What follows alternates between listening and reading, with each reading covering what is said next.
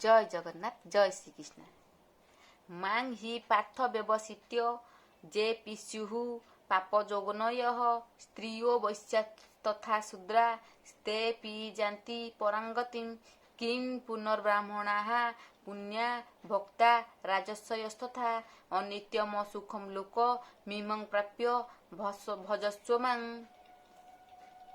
सांसारिक मतरे वैश्य शूद्रादि नारी माने ओ नीच जाति माने विवेचित हेले मध्य भक्ति बଳରେ मुक्ति अधिकारी हुଅନ୍ତି।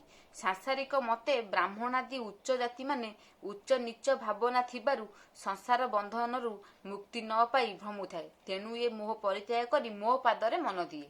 कौन कहले ना सांसारिक मतरे वैश्य शूद्रादि नारी माने ओ नीच जाति माने विवेचित हेले मध्य भक्ति बଳରେ मुक्ति अधिकारी हुଅନ୍ତି। देखो जदि जन नीच माने नीच घरे नीच कूଳରେ भी जन्म होला सी यदि मते डाकुथब मते भक्ति करूथब मो पादरे ध्यान थब सी कौन हब ना मुक्तिर अधिकारी हेई परिबो।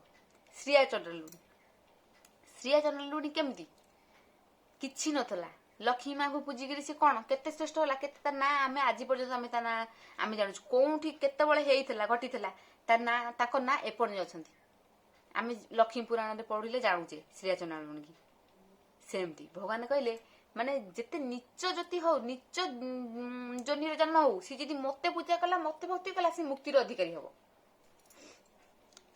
वैश्य शूद्रादि नीच जाति संसार मते जे अटंती एमाने पुणी नारी जाति मोते भक्ति रे जे पूजंती मो भक्ति भले मिले मुक्ति एहा तू जान भद्रापति पुणी पवित्र द्विजवर रजस्वी अटंती जे नर भक्ति करिले मुक्ति पाती उच्च नीच न भावे मती जन्म मरण शोक रोग सुखादि भोग ये जीव एणु संसार मोह तेज मोहर पादे मन मज।